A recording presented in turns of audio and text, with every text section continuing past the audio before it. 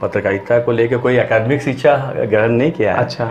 लेकिन कई मेरे से साथी थे जो रेडियो वगैरह में लिखते थे, तो धीरे धीरे मैंने लिखना चालू किया। अच्छा अच्छा। तो वो दृष्टिकोण वगैरह जैसे जो कार्यक्रम थे उसमें हमारे पत्र आते थे, उसके अखबारों में भी लिखने लगा। अच्छा। पत्र छपते थे पहले, उसके बाद संपादकीय में भी लगा। हाँ। मुझे सबसे पहले मैंने नेल्सन मंडेला के ऊपर लिखा था। अच्छा। हाँ, तो जेल में कैद थे। उसके बाद जब 84 के दंगे के 10 वर्ष पूरे हो गए, तो उस मुद्दे को लेके मैंने एक बड़ा और काफ़ी अखबारों में प्रकाशित हुआ, देशबंधु में, नवभारत में, और एक लंबे समय तक छत्तीसगढ़ अखबार में भी मैंने काम किया। और ढेर सारे मुद्दे को उठाया, उसमें सतनामियों के ऊपर जो अत्याचार उसको लिया, और कई सारे ऐसे मामले जैसा कि औद्योगिक क्षेत्र में जो ज़मीनों का जो अधिग्रहण है, उन तमाम चीज़ों को लेके भी मैंने काम किया।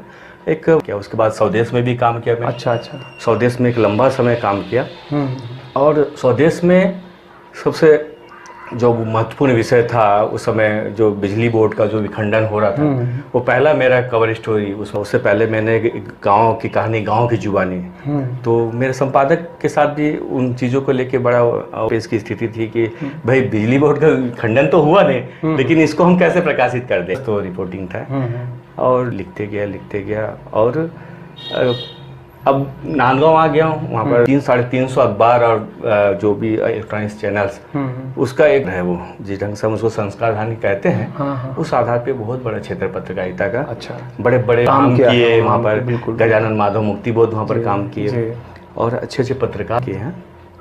तो वहाँ भास्कर भूमि करके एक अखबार आता है, उसमें जनरल सिंह भाटिया उसके मालिक होते हैं, और अतुल श्रीवास्तव और आशीष शर्मा उसका संपादन करते हैं। वहाँ पर काम करने का मौका मिला, और पहला खबर जो है वहाँ पर, वो सबसे बड़ा खबर मेरा वहाँ प्रकाशित हुआ, वो जो साड़की गुरा में 17 आदिवासियों को जो गोलियों से मारा जाता है, उस पर मैंने एक बड़ा। तो मैं चाह रहा हूँ कि आप एक अच्छी मैगजीन आप निकालते हैं, थोड़ा सा आप बताइए। ये मैगजीन हम चाहेंगे कि दर्शकों को बताएं कि ये एक दक्षिण कौशल नाम की मैगजीन है। ये ज़रूर आप इसको पढ़ें जब भी मौका लगे। बहुत अच्छे ढंग से और अच्छे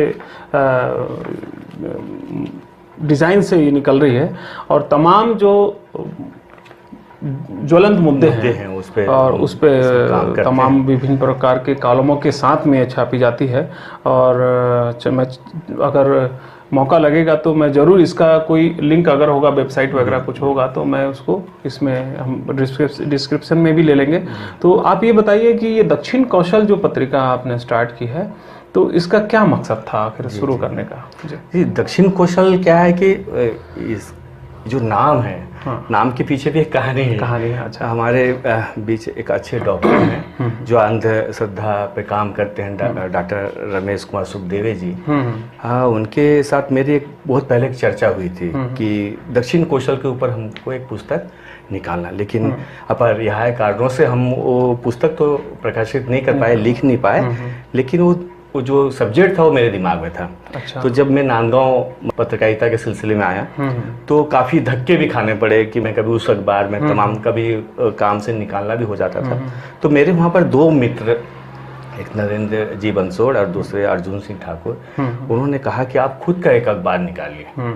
लेकिन काफ़ी कठिन काम था ये अखबार निकालना। कई लोगों का कहना था कि आप दैनिक निकालिए, दैनिक तो संभव नहीं हो पाया। लेकिन फिर हमने मासिक पत्रिका के लिए हम कोशिश की, और हमने कोई 5 नाम भेजे वहाँ पर। अच्छा। और ताजुब की बात है कि जो लास्ट में नाम था दक्षिण कौशल, जिसको हम चाहते थे वही मिला, वो हमको मिला, और उस नाम से हमने इस पत्रिका का नाम रखा।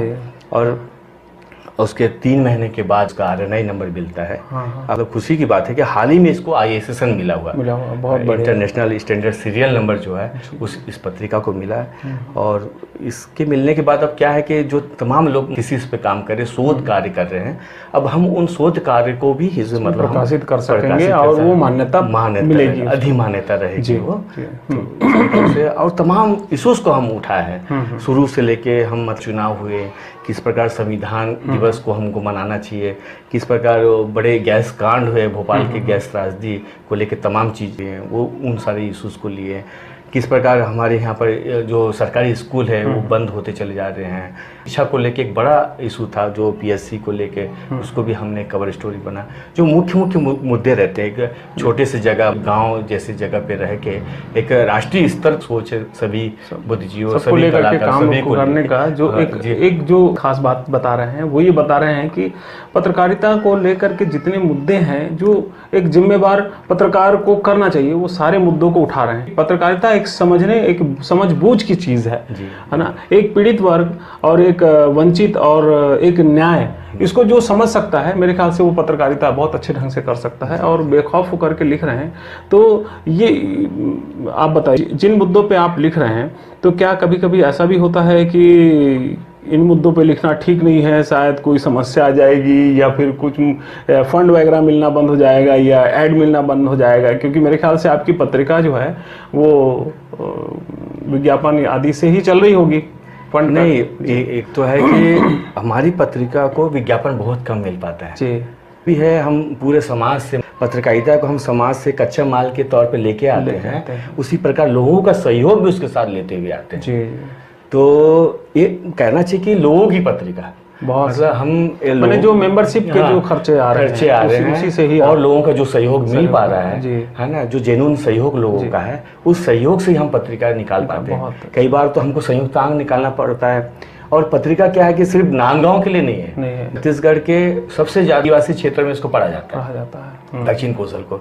उसके बाद ये देश के कम से कम 13-14 राज्यों में भी पत्रिका, और काफी बुद्धिजीवी जो है इस पत्रिका के हैं, तो काफी लोग इसके साथ जुड़े हुए हैं। और हमारा एक बड़ा संपादक मंडल भी है इसमें, जिसमें आपके सहित कई सारे लोगों का इसमें नाम है, जैसे मोहनदास मिश्रा आए हैं, और आपका विनय कुमार वासनिक जी हैं, डॉक्टर सुखदेव जी हैं, केआर शाह है, प्रदीप सूबेदार जी हैं, प्रभाकर ग्वाल जी हैं जी। तो मैं चाहूँगा कि अंत में आप बताएं कि पत्रकारिता जो लोग नए तौर पर चालू कर रहे हैं, जो लोग सीखना चाह रहे हैं, उनके लिए कोई ऐसा संदेश हो? क्योंकि पत्रकारिता जो है या जो मीडिया है वो लोकतंत्र का चौथा स्तंभ होता है जी। तो जब चौथा स्तंभ बोलते हैं तो उनके साथ में उसकी चौथा स्तंभ की जिम्मेदारी भी बढ़ जाती है, क्योंकि लोकतंत्र उन्हीं पे टिका हुआ है। तो जो लोग, जो हमारे बहुत सारे दर्शक हैं जो मीडिया से भी जुड़े हुए हैं, तो उनके लिए थोड़ी सी जानकारी हो जाए कि पत्रकारिता अगर कोई अपने कैरियर के रूप में ले रहा है तो उसको क्या क्या चीज़ ध्यान में देनी चाहिए, थोड़ा सा आप बता दें। देखिए, पत्रकारिता आय का माध्यम तो नहीं है, जैसे कि हम सोचते हैं कि पत्रकारिता से बहुत कुछ कमा लेंगे। हाँ, आप मतलब आपकी रोजी रोटी चल जाएगी, लेकिन चौथा पाया को लेके भी मेरी बहुत मतलब कंफ्यूजन है। जिस प्रकार से 3 पाए बहुत मजबूत है, 3 पाए की शक्ति हमको दिखती है, लेकिन चौथा पाया को स्वीकार नहीं करता वो 3 पाया।